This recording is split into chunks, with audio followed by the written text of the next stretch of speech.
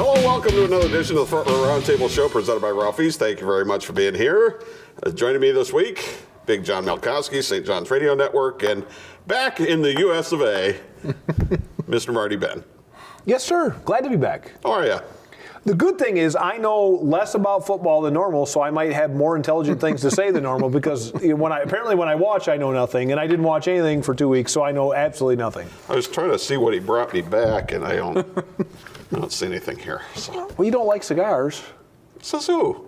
Oh, well, I never mind. I have things for you then. Who said that? Yes. It's a vicious rumor is what that is then. Well, we can break that rumor then. We can take care of cigars for you. Immigration, that never happened, and never mind. No, I don't have any cigars. All right. And we never said where you went, so that's okay. Figure it out. He went to North Carolina. So. Yeah. All right. Well, let's get into college football. Let's start there, and then we got a whole bunch of NFL to talk about here. But Clemson beats Alabama 44-16. Once again, number one does not win the little mini tournament. This still backs up what I say all along, is that you can't, I don't care. All we heard was you can't beat Alabama. Alabama is unbeatable. They're going to sail right through this. No one's going to beat Alabama. Anything can happen on a given night. And if you look at that Clemson team, a lot of those guys are back, the majority of them. I mean, you had touchdown passes from freshman to freshman that are going to be there for the next 2 years. The D-line, which seems like rose the teeth at Clemson on a shark, is going to recycle. But other than that, yeah, there's a whole bunch. I think I told you guys before the show, I did not see the game live, so I got an update in the late first quarter, and it was 14-13 because Bama had doinked one off the upright, and Bama was driving. And I thought, they'll right the ship, and this will be over. And then I got up the next morning, and my morning text said, Clemson won by 28. And I literally said, F you, you're messing with me, to the guy who texted me, and he goes, no, really, that happened. I'm like, shut up. So I did not see it live. I've subsequently seen it, and I if you'd have told me ahead of time and told me during time, I'd have said, come on, not like that. But yeah, you're right. Especially when you're dealing with kids. I say this all the time. You're dealing with 19 to 21, occasionally 22-year-olds, and you don't know what you're going to get. And the other thing is, too, momentum's a strange thing. Once you get momentum in a game, sometimes it's hard for the other team to get it back.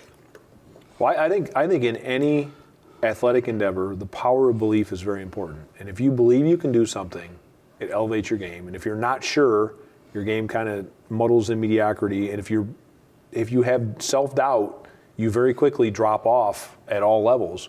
And I know we're going to talk about this going forward, but it's like the Nick Foles syndrome for the Eagles, where I'm not sure Nick Foles is a great quarterback, but they believe he's a great quarterback, and that might be all that matters. Well, and speaking of that, I think Nick Saban knew he was in trouble when he ran that fake field goal. Yeah. I mean, a normal Alabama team, you got a 4th and 1, just line up and go for it. I mean, you put your guys out there and go for it. But when he brought out that fake field goal and you got the kicker trying to lead block for the holder, I don't know how you expected that to work anyway. But well, but last year he caught lightning in the bottle, right? He makes the Tua move last year. It works.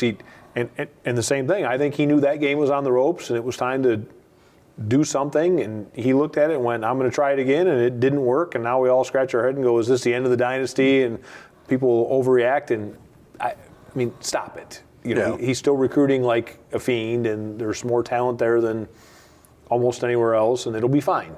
Well, I mean, if somebody offered you either Alabama, North, and Clemson or the field for next year's national championship, would you take it? So it's like Tiger Phil and the field back in the day? Yeah. Yeah. I mean, Alabama, North, I'd almost have to take Alabama, Clemson.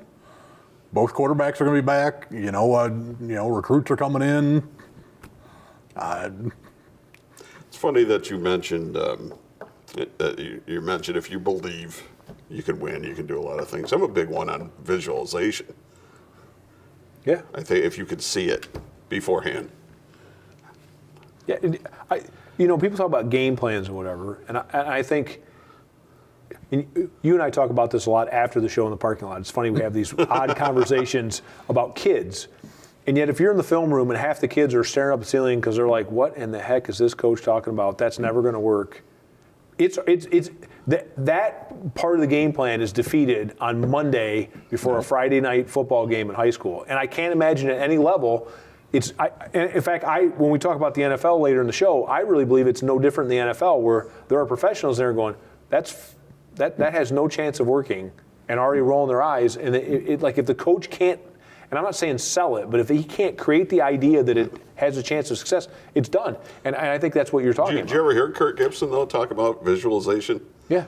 And he used to, here's a guy that's come up big in a lot of big moments, but that was part of his ritual. It was part of it when he hit the homer off of Denver Suckersley. It was part of it when he homered in Game 5 of the '84 series. I became a big believer in that.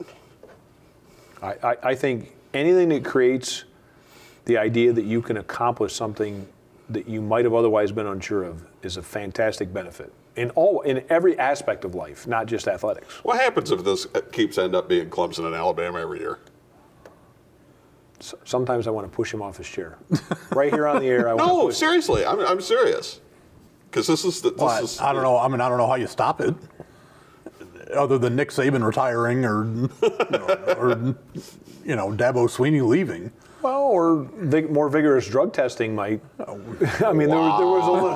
Well, I mean, you asked how it might end. Wow. There was a little hint of something this year, and check people's checking accounts. Well, yeah. So my lovely wife is an SEC fan, and the old SEC joke is if you're not cheating, if you're not cheating, you're not trying. Yeah. And I think in big college football anymore, if you're not right there on the edge of cheating, you're not trying. And you want to know how to level the playing field? Come in there with a little enforcement. But the NCAA cheating in college athletics. Yeah, Clemson. The currently neutered NCAA would beg to differ. Clemson put out a picture on their, I think, Instagram something of a bunch of their players standing around with Louis Vuitton bags and all these, high-end designers. It's like, okay, if these guys aren't getting paid, how are we affording $2,000 Merces? They were bold gifts. Swag. Swag. It was swag. Yeah. But that's okay. That's okay. Before we got to run in this segment, what's going on with your U of M coaches that are all heading south across the border? I want to know what Ohio State fans think, because all I heard for 2 weeks was, your defense was terrible. You gave up 100 points in the last 2 games, and now the defensive coaches are going to Ohio State. If the defense was that bad, why do you guys want them? I don't know. I'm not. My U of M answer is until the offense changes or until something changes, I think you have a recruiting problem. And I say that as a friend, not as a foe. I think there's an image problem there that needs addressed. Kids can't transfer from Big Ten school to Big Ten school because they might carry secrets with them. But the coaches, no problem. It's okay for them to do it. All right, let's take a timeout. We'll come back. We'll talk NFL. When we come back, it's the Front Row Roundtable Show presented by Ralphie's. Bring yourself to Ralphie's. Yeah, it's that good. It's that good no matter what your taste. It's that good. Come early, stay late. Burgers and beer, a shot of cheer. Great food and fun. It's that good here. Bring yourself to Ralphie's. Yeah, it's that good. Mortgage Marty here. We hear every day here at Fairway how tight the housing market is, how there's just so few great homes out there. And I want to remind everybody we have a fantastic suite of renovation products. They are basically designed where you can buy a house, borrow extra money over and above the sale price, get contractors lined up, and we pay them after closing. So the work is done after closing. You get to pick who you're going to use, and you can buy that house, fix it up, and create what you want. With as tight as the market is right now, in fact, I have probably a half a dozen customers who are to the point where they're so frustrated they're about to give up. So just think renovation loan. It's February Fury as Powerbomb Wrestling is back in action in Toledo on Sunday, February the 10th at 5 p.m. at St. Clements Hall, 2990 Tremainsville Road.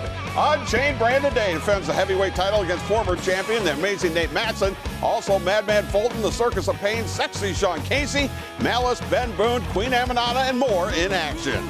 Get your advanced discount tickets right now at pbwexcitement.com. It's coming up February the 10th. It's Powerbomb Wrestling.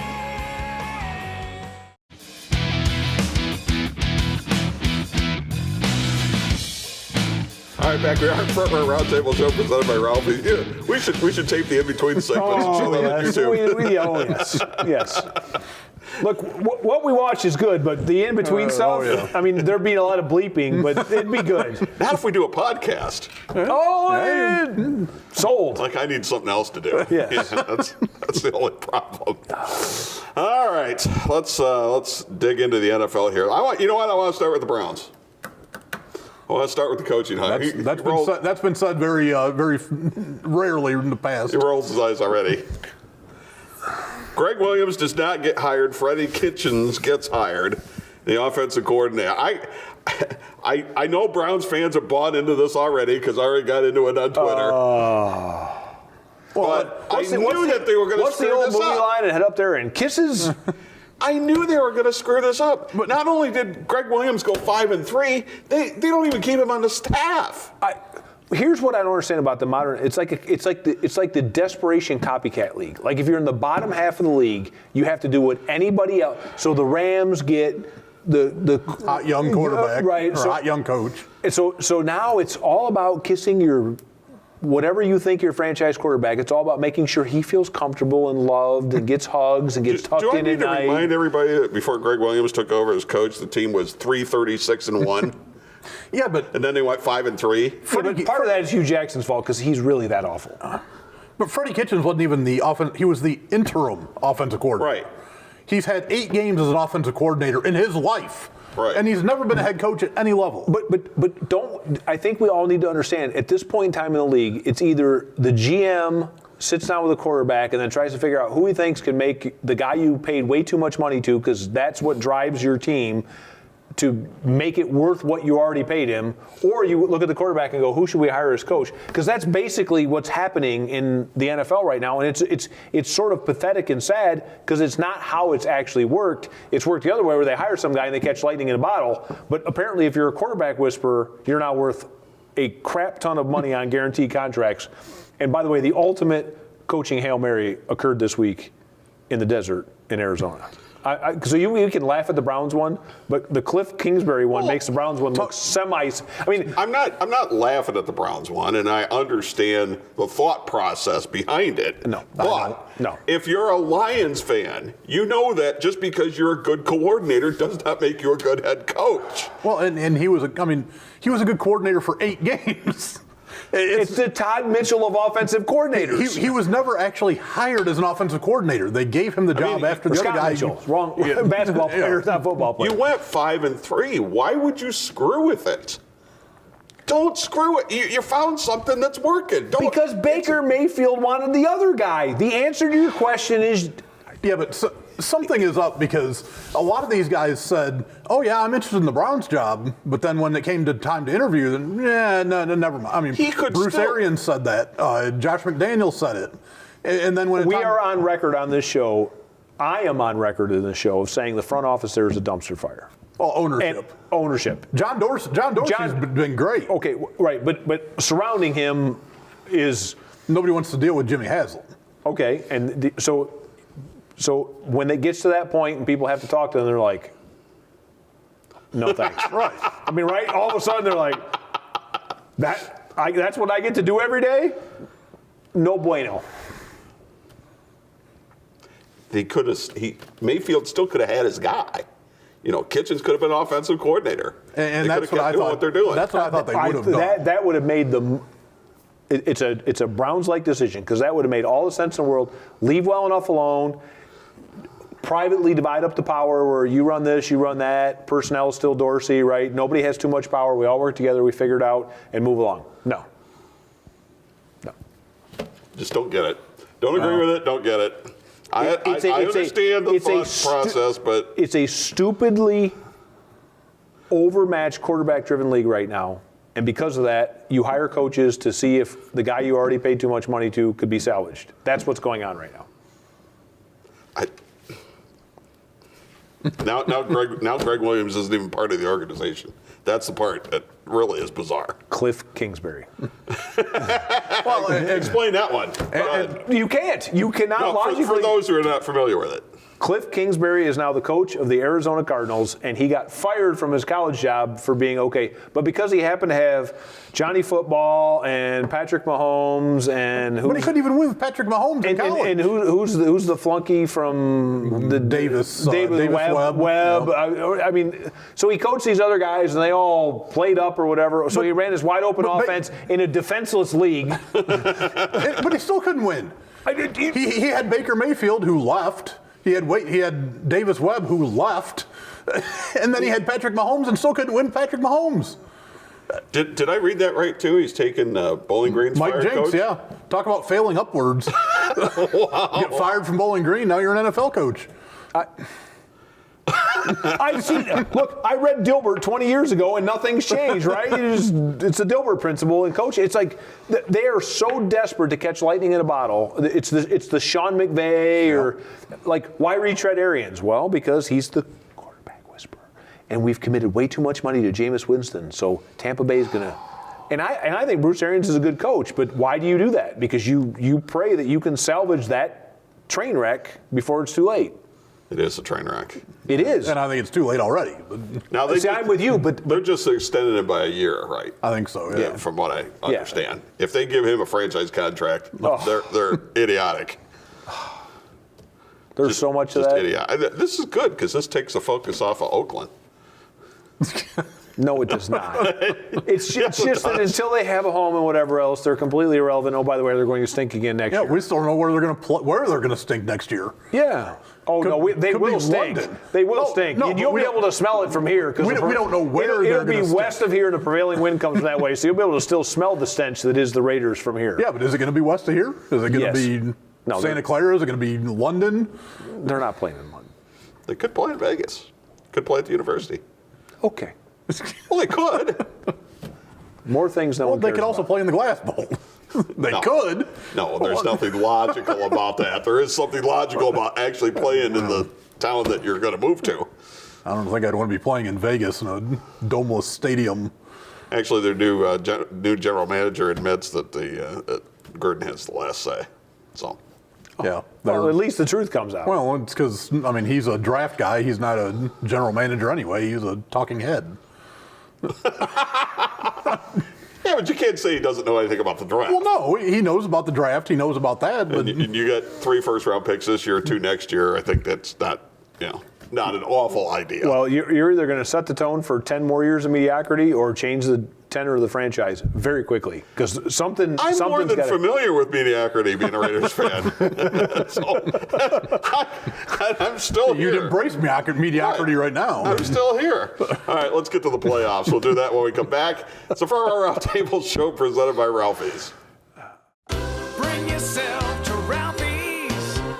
Yeah, it's that good. It's that good no matter what your taste. It's that good. Come early, stay late. Burgers and beer, a shot of cheer. Great food and fun. It's that good here. Bring yourself to Ralphie's. Yeah, it's that good. Mortgage Marty here. We hear every day here at Fairway how tight the housing market is, how there's just so few great homes out there. And I want to remind everybody we have a fantastic suite of renovation products. They are basically designed where you can buy a house, borrow extra money over and above the sale price, get contractors lined up, and we pay them after closing. So the work is done after closing. You get to pick who you're going to use, and you can buy that house, fix it up, and create what you want. With as tight as the market is right now, in fact, I have probably a half a dozen customers who are to the point where they're so frustrated they're about to give up. So just think renovation loan.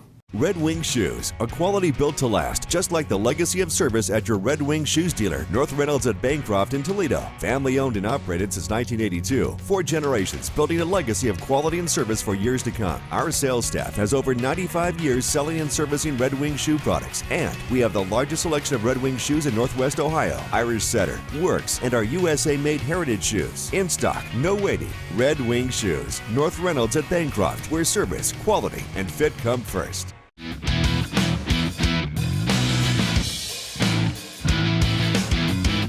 And back we are, Front Row Roundtable Show presented by Ralphie's, Norm Waymer, Big John Malkowski, Marty Bin. And don't forget for Ralphie's, if you're out late, hey, if you're watching this, you can still stop by Ralphie's and get half-price appetizers and hang out for a while. I would like to personally thank what's left of the NFC East in the playoffs for continuing to circle but not going down the badly clogged drain. I think your the terminology was circling the drain. Yeah, but circling the drain and going down the drain are different. So apparently the drain is clogged. So somebody needs to get some liquid plumber in there and get the drain ungunked. I believe it was the Eagles won't make the playoffs. Look, if you want to wager and make some money, just watch the show every Saturday night, and then right after the end of the show, whatever stupid thing comes out of my mouth, I believe do the opposite. Nick Foles is not an NFL quarterback. He is still not an NFL quarterback, but they believe he is. Come and the team. on, you can't No, say that. he goes anywhere else where they don't. You can't say that. You can't say he's not an NFL quarterback. He's not a franchise NFL quarterback. I didn't say that. Okay. Well, somebody's going to give him franchise money in the offseason. You can count on it now. They may tender him. You could make an argument with their cap space that for 1 year it makes sense to. I don't know if you can have $50+ million tied up in 2 quarterbacks. Wentz is still on his rookie deal. Yeah, so I'm saying they got one more year where they could do this, and I think they may do it. This isn't going to happen, but if the Eagles would go and win the Super Bowl again, how could you not keep it? if he did it Two-time twice. defending Super Bowl champion, and you let him go. He's just a good fit. He's just a good fit for the team. I'm not saying he's a franchise quarterback or anything like that, but they believe in him. They play well when he's quarterback. They call him Saint Nick. They trust him. They believe in him. I got it. That matters more than a lot of other things, but. And somebody getting a finger on the final field goal in that game with the Bears, and Yeah, you do the double doink, and what do you know? It's a whole different look today if that goes through. Mitch Trubisky's not a goat or not an idiot. Although Foles did drive him down and take the lead. Right. So even if the defense didn't hold up their end of the bargain, he still drove them down there. And they did only score 16 points. It's not like they Well, put on an it's the offensive explosion. Thank you for helping my original cause, which is that's the it's number better to one be lucky defense than in the good. NFL.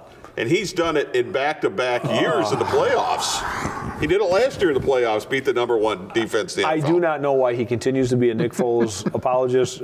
You want him instead of your current situation in Oakland because St. Nick can come save the Raiders. I know. I said Foles is a good fit for the Eagles. I'm not sure I'm not saying he fits. I don't know where he necessarily fits. All I know is he's fitting He didn't well. fit with the Rams when he first got drafted. The team was awful. Nobody fit with the Rams at that time. Jeff Fisher. Jeff Fisher. Nobody fit that time. Anyway, they're on to taking on New Orleans tomorrow. The Saints. I don't see how you can pick against the Saints at home. That team rolling.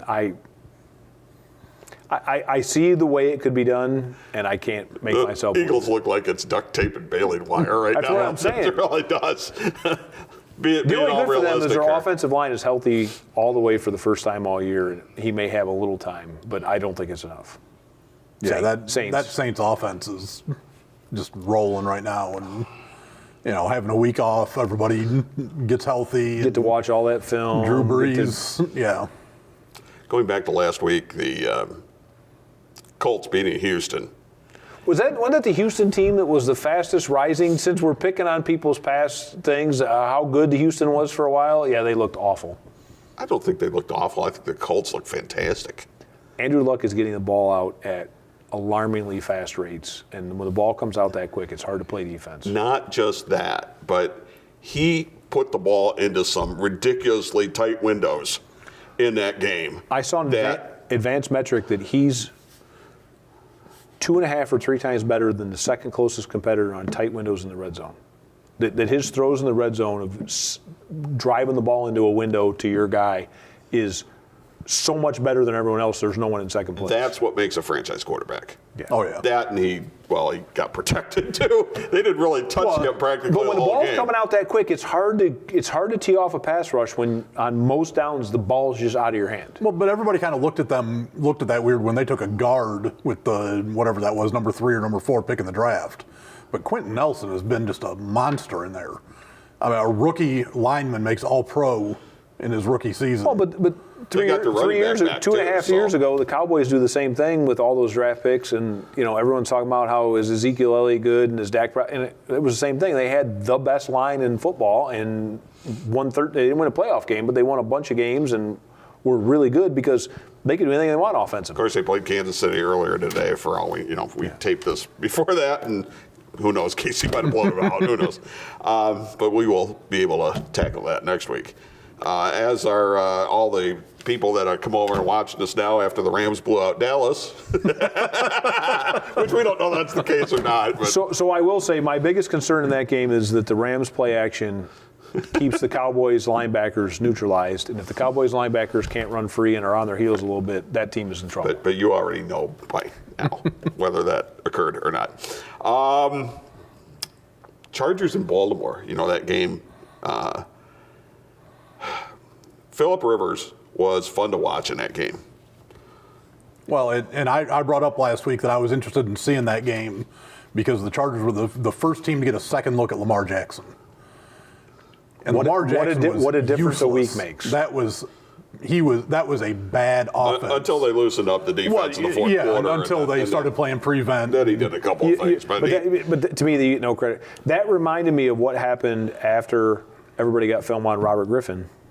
Yep. And I'm not trying to pick on your No, Redskins, but absolutely. it reminded me of that problem that once you see it a few times and pick out the tendencies and say, wait a minute, he does this and that. Oh, we'll play that. They played 7 defensive backs most of that game, not linebackers. Over 80% of the snaps. Defensive backs. Over 80% of the snaps, there were 7 DBs. Here's what drives me nuts, though, is that it was very apparent by halftime. The only chance Baltimore had to win that game was Flacco to come in. Correct. And they just will not do that in the NFL anymore, and it drives me insane.